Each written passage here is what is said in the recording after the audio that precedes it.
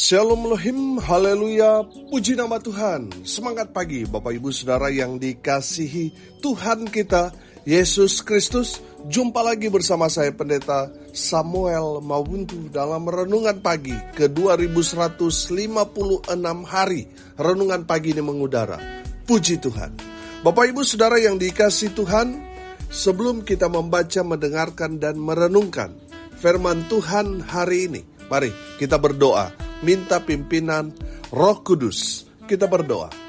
Bapa di surga, berbicaralah kepada kami semua. Pakai firman Tuhan ini untuk menegur kami, menasehati kami, meneguhkan iman percaya kami, dan memberkati kami semua.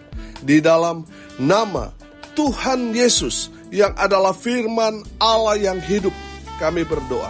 Amin. Haleluya. Bapak Ibu Saudara yang dikasihi Tuhan, bersama dengan saya kita akan belajar Alkitab dari kitab Kejadian sampai kitab Wahyu. Mari buka Alkitab kita. Amsal pasal 27 ayat 5 dan ayat 6. Demikian firman Tuhan. Lebih baik teguran yang nyata-nyata daripada kasih yang tersembunyi. Seorang kawan memukul dengan maksud baik, tetapi seorang lawan mencium secara berlimpah-limpah. Amin. Haleluya. Bapak Ibu Saudara yang dikasihi Tuhan, dari kebenaran firman Tuhan ini, Raja Salomo menulis kitab Amsal ini untuk memberikan kita satu pelajaran hidup yang sangat-sangat bernilai, sangat-sangat luar biasa, supaya kita menjadi pribadi-pribadi yang terus di-upgrade, terus diberkati Tuhan. Amin. Haleluya. Bapak Ibu Saudara yang dikasihi Tuhan, dari kebenaran firman Tuhan ini kita menangkap ada 3 pesan yang Raja Salomo, penulis Amsal ini, mau sampaikan kepada kita. Yang pertama, Saudara, perhatikan ayatnya yang kelima. Lebih baik teguran yang nyata-nyata daripada kasih yang tersembunyi. Pesan firman Tuhan yang pertama, terima teguran itu, walaupun teguran itu membuat kita tidak nyaman. Banyak orang, Saudara, tidak mau menerima teguran. Mereka melihat siapa dulu yang tegur saya. Kalau mereka melihat dari strata pendidikan, orang yang menegur Saudara mungkin orang yang pendidikannya paling rendah, atau strata sosialnya mungkin orang yang menegur kita ini, kita lebih kaya, orang itu lebih susah dari kita. Dari tingkat pergaulan kita mungkin lebih populer daripada orang itu. Seringkali kita protes, kita marah, kita berontak, kita gak suka dengan orang yang menegur kita. Saudara yang dikasihi Tuhan, dari firman Tuhan ini kita belajar. Kalau saudara menerima teguran, terima teguran itu. Yang pertama, untuk evaluasi diri kita. Orang yang menegur kita, mereka melihat dari sisi yang negatif, dari sisi yang mungkin di mana kita lemah, dan kita butuhkan itu, Saudara. Supaya apa? Supaya kita membenahi diri kita, kita upgrade, membuat kita itu semakin luar biasa. Amin. Saudara yang dikasihi Tuhan, terima teguran itu. Walaupun mungkin orang yang menegur kita, orang yang lebih rendah daripada kita. Terima teguran itu untuk kita upgrade diri, Saudara. Amin. Saudara yang dikasihi Tuhan, terima teguran itu walaupun itu tidak membuat kita nyaman. Karena Saudara, kita dapat belajar, orang yang menegur kita, dia betul-betul memperhatikan kehidupan kita. Kalau kita pelajari, Saudara, memperhatikan itu kan berarti mereka punya hati dengan kita. Amin. Sehingga mereka melihat ada sisi-sisi yang mungkin kita terlewatkan, dan mereka memberikan kita masukan. Tapi karena dasar kita keras kepala, tidak mau ditegur, Saudara, kita marah kepada orang yang menegur kita. Saudara, firman Tuhan ini sangat-sangat jelas. Lebih baik teguran yang nyata-nyata daripada kasih yang tersembunyi. Saudara mengasihi dia, tapi saudara tidak menegur dia.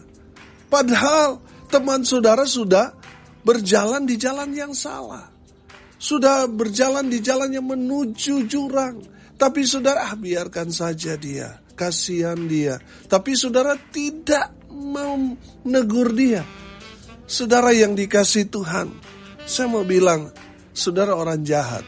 Kalau saudara membiarkan teman saudara hidup dalam dosa, sudah jauh dari Tuhan, tapi saudara nggak tegur.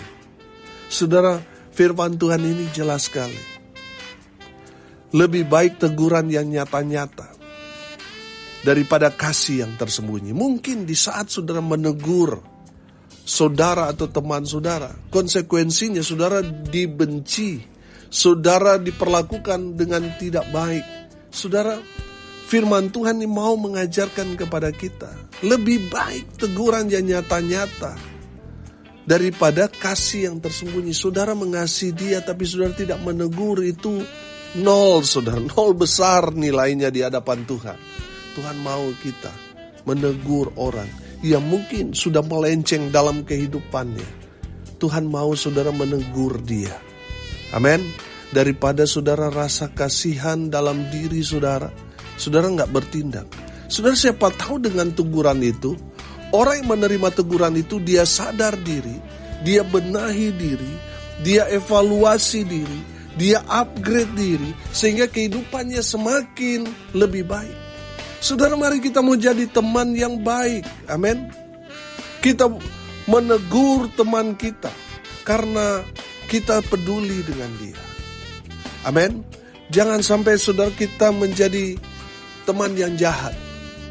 Sama seperti di ayat 6. Seorang kawan memukul dengan maksud baik, tetapi seorang lawan mencium secara berlimpah-limpah. Dia puja-puji saudara, padahal saudara sudah hidup dalam dosa, sudah berada di jalan yang tidak benar. Tapi teman saudara puja-puji saudara, tidak pernah menegur saudara. Saya mau bilang itu teman yang jahat. Teman yang baik saudara, mereka yang menegur kita ketika kita hidup dalam dosa, ketika kita ada di jalan yang keliru, yang salah, yang sesat, lalu dia menegur kita supaya apa? Kita kembali bertobat, kembali ke jalan yang benar. Saya mau bilang, itu sahabatmu yang baik. Amin. Saudara lihat, di sekitar kita, di circle saudara, teman saudara, apakah mereka menjadi teman yang baik atau menjadi teman yang jahat? Teman yang baik, dia menegur kita ketika kita mengambil tindakan yang salah. Dia menegur kita, dia menasihati kita. Amin.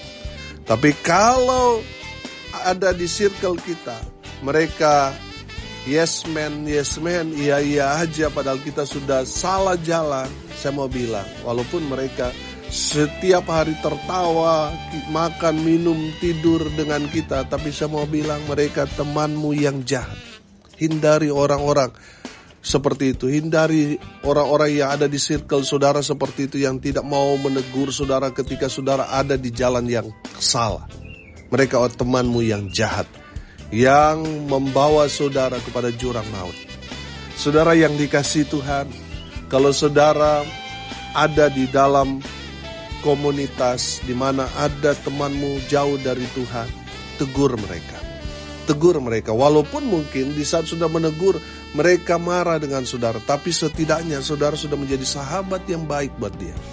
Dan saudara yang ditegur oleh teman, oleh keluarga, oleh saudara, saya mau bilang, terima teguran itu, rendahkanlah dirimu. Karena mereka adalah orang-orang yang perhatian, peduli dengan saudara. Mereka orang-orang yang mengasihi saudara. Amin. Yang kedua saudara, terima teguran itu sebagai bentuk kasih orang itu kepada kita. Amin. Tadi saya bilang, saudara, orang yang menegur kita bukan orang yang benci kita, tetapi sebaliknya orang yang mengasihi kita. Orang yang sangat-sangat ingin saudara berubah, bertobat. Mereka sahabatmu yang baik. Amin.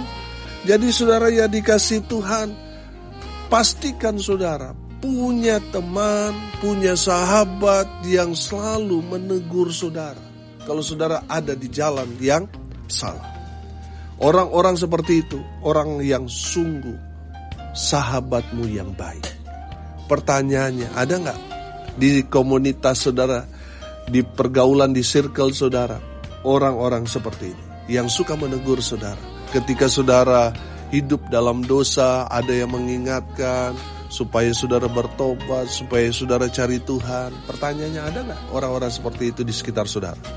Kalau ada orang-orang yang seperti itu di sekitar saudara, saya mau bilang, mereka adalah sahabatmu yang baik. Amin. Mereka peduli dengan hidup saudara. Mereka sungguh-sungguh mengasihi saudara. Mereka tidak mau saudara terjerumus dalam dosa. Mereka tidak mau saudara binasa. Makanya mereka menegur saudara. Karena apa? Mereka mengasihi saudara. Bapak ibu saudara yang dikasihi Tuhan, saudara ingat ketika Raja Daud jatuh dalam dosa.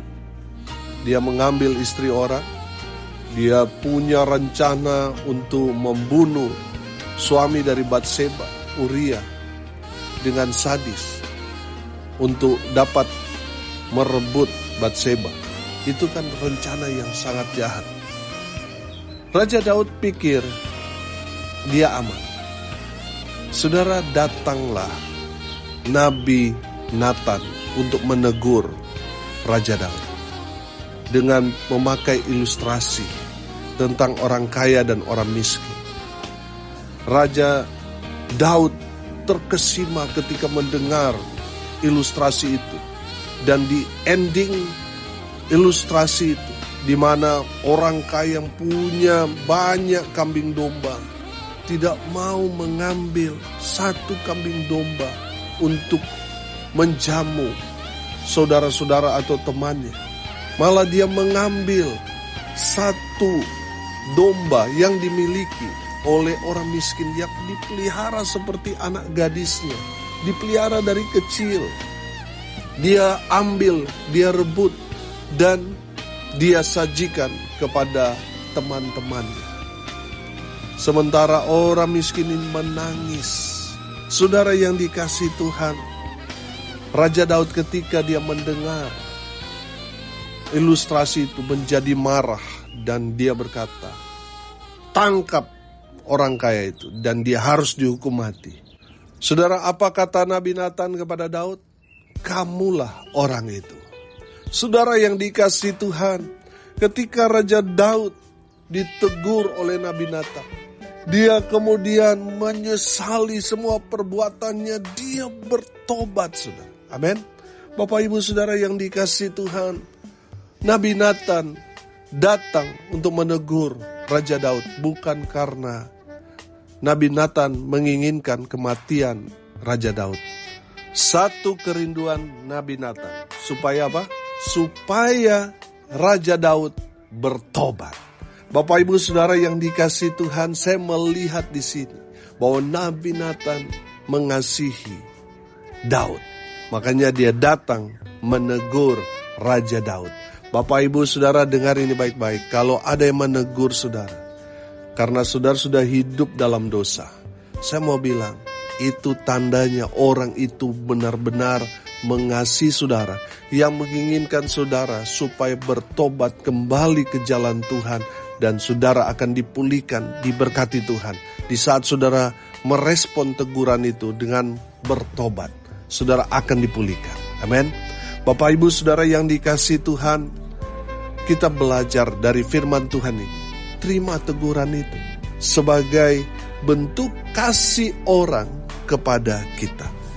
Orang yang mengasihi kita pasti dia akan tegur kita. Coba saudara perhatikan. Kalau sudah tidak ada kasih kepada orang itu, pasti cuma diam-diam aja saudara. Tidak saling tegur. Orang yang mengasihi kita pasti dia menegur kita. Amin. Yang ketiga saudara, yang terakhir, terima teguran itu untuk pendewasaan diri kita. Amin. Bapak ibu saudara yang dikasihi Tuhan, banyak orang yang saya jumpai, pernah bahkan saya berkhotbah, terus ada jemaat yang dulu tersinggung saudara. Padahal saya khotbah kan secara umum, tidak menyebut nama, ya, tetapi menyampaikannya itu secara universal. Saudara yang dikasihi Tuhan, ada jemaat ini tersinggung. Oh, Pak Pendeta ini singgung-singgung dosa, pasti ini singgung saya dan sebagainya. Saudara yang dikasih Tuhan, saya mau bilang, kalau kita ditegur itu ada proses pendewasaan. Amin. Jadi kalau kita ditegur, itulah cara Tuhan mau mendewasakan rohani kita, iman kita. Amin. Nah, kalau saudara masih tersinggung, itu kan saya bilang itu mental anak-anak yang sedikit saja tersinggung, marah, ngambek, ngambul dan sebagainya. Saudara, teguran itu adalah proses Tuhan untuk mendewasakan iman, mendewasakan rohani saudara dan saya. Amin. Jadi saudara yang dikasihi Tuhan, di saat kita ditegur keras, kita belajar di sana, belajar merendahkan diri kita. Amin. Di saat kita diproses dengan teguran itu, oh haleluya, saudara akan dipakai Tuhan dengan luar biasa. Karena di balik teguran itu Tuhan mau melihat penundukan diri kita, kerendahan hati kita. Saudara, banyak orang tadi saya bilang kan, ketika ditegur jadi emosi. Saudara, kalau di kampung saya ditegur sedikit, saudara ambil parang, saudara. Iya kan, bisa jadi masalah. Nah, saudara, kita mau belajar. Ketika kita ditegur, itu adalah bentuk pendewasaan diri kita. Kita mau terima, kita bertobat. Tapi kalau kita tidak menerima, saudara, ini akan jadi masalah buat diri saudara. Mari kita mau terima teguran itu untuk pendewasaan diri kita. Saudara yang dikasihi Tuhan, dari kebenaran firman Tuhan ini saya menangkap Tuhan mau kita itu dewasa dalam iman. Amin. Makanya saya kalau di jemaat saudara, jemaat dengar saya tegur saudara mereka dan sebagainya. Mereka sangat-sangat menghargai, menghormati saya. Karena saya kalau menegur tidak putar-putar, langsung saudara. Langsung tegur di pokok intinya. Saudara, rupanya di sana mereka belajar dewasa. Kalau dulu mereka mungkin cepat panas telinga, tapi sekarang mereka terima teguran itu dengan kasih. Karena mereka tahu, saya menegur mereka bukan karena saya benci mereka, karena saya mengasihi jemaat Tuhan. Amin. Jadi saudara yang dikasihi Tuhan, mari kita belajar dewasa. Ketika kita ditegur, kita diproses untuk semakin dewasa di dalam Tuhan. Amin. Bapak Ibu Saudara yang dikasihi Tuhan, saya mau bilang, seorang kawan yang baik, firman Tuhan dikatakan, memukul dengan maksud baik. Lebih baik teguran yang nyata-nyata daripada kasih yang tersembunyi. Saudara, mari kita mau jadi teman yang baik, menjadi sahabat yang baik, dengan menegur teman kita kalau mereka ada di jalan yang salah. Kalau kita yang menerima teguran, terima teguran itu walaupun teguran itu membuat kita tidak nyaman, tidak sedap didengar, tidak enak di hati, tapi terima teguran itu untuk kita evaluasi diri, untuk kita bertobat, supaya kita upgrade, saudara. Amin. Yang kedua, kita belajar terima teguran itu sebagai bentuk kasih orang itu kepada kita. Kalau saudara masih ditegur orang, itu tandanya banyak orang mengasihi saudara. Tapi lihat, kalau di sekitar saudara sudah nggak ada lagi yang tegur, saudara harus sadar diri. Saudara harus bertobat. Saudara harus datang kepada Tuhan. Supaya apa saudara? Supaya orang-orang di sekitar saudara melihat perubahan saudara. Mereka diberkati. Jadi saudara yang dikasihi Tuhan, bertobat. Kalau orang-orang di sekitar saudara sudah tidak menegur saudara, hati-hati saudara. Itu menandakan saudara ada di jalan yang salah, sehingga orang sudah malas mau tegur saudara. Jadi bertobat saudara. Yang ketiga, kita belajar terima teguran itu sebagai bentuk pendewasaan rohani kita. Amin. Mari kita berdoa. Terima kasih Bapa di surga, sudah menegur kami dengan firman-Mu yang luar biasa, melawat menjamah kami supaya kami terus diberkati Tuhan. Hamba berdoa berkati semua pendengar dimanapun mereka berada. Tuhan memberkati hidup mereka, rumah tangga mereka diberkati, usaha pekerjaan pelayanan mereka, diberkati Tuhan, dibuat beruntung, berhasil dalam segala hal. Mereka yang sakit Tuhan sembuhkan, mereka yang lemah Tuhan kuatkan, hibur mereka yang berduka cita, dan berkati mereka yang hari ini berulang tahun.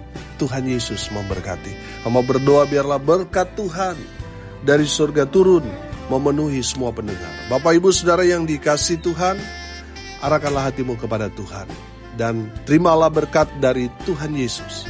Tuhan memberkati engkau dan melindungi engkau. Tuhan menyinari engkau dengan wajahnya dan memberi engkau kasih karunia. Tuhan menghadapkan wajahnya kepadamu dan memberi engkau damai sejahtera. Di dalam nama Tuhan Yesus, sumber segala berkat. Bapak Ibu Saudara yang percaya, diberkati Tuhan, katakan amin. Puji Tuhan. Bapak Ibu Saudara yang dikasihi Tuhan, kalau saudara merasa diberkati melalui renungan pagi ini, bagikan juga kepada saudara-saudara yang lain supaya mereka juga diberkati, karena untuk itulah kita dipanggil untuk jadi berkat. Bapak Ibu Saudara yang dikasihi Tuhan, tidak terasa tanggal 20 Juni nanti kita berulang tahun yang ke-6 renungan pagi ini mengudara. Puji Tuhan.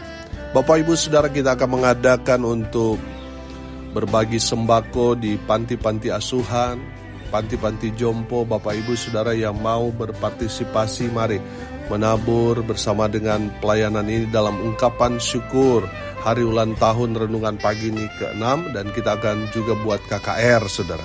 Bapak Ibu Saudara yang dikasihi Tuhan, kita akan mengundang hamba Tuhan yang dipakai Tuhan, dan saya percaya saudara pasti akan diberkati melalui pelayanan itu. Saudara yang mau ikut, yang berada di luar kota, siapkan diri saudara, nanti tanggal 20 Juni kita akan mengadakan ibadah KKR hari ulang tahun yang ke-6 tahun renungan pagi ini mengudara. Dukung terus pelayanan ini melalui doa, daya, dan dana. Dengan demikian Bapak Ibu Saudara menjadi bagian bersama dengan saya dalam pemberitaan Injil Kerajaan Allah di bumi. Haleluya. Salam kasih dari Bali. Saya Pendeta Samuel Mabuntu. Sampai jumpa besok pagi. Tuhan Yesus memberkati kita semua.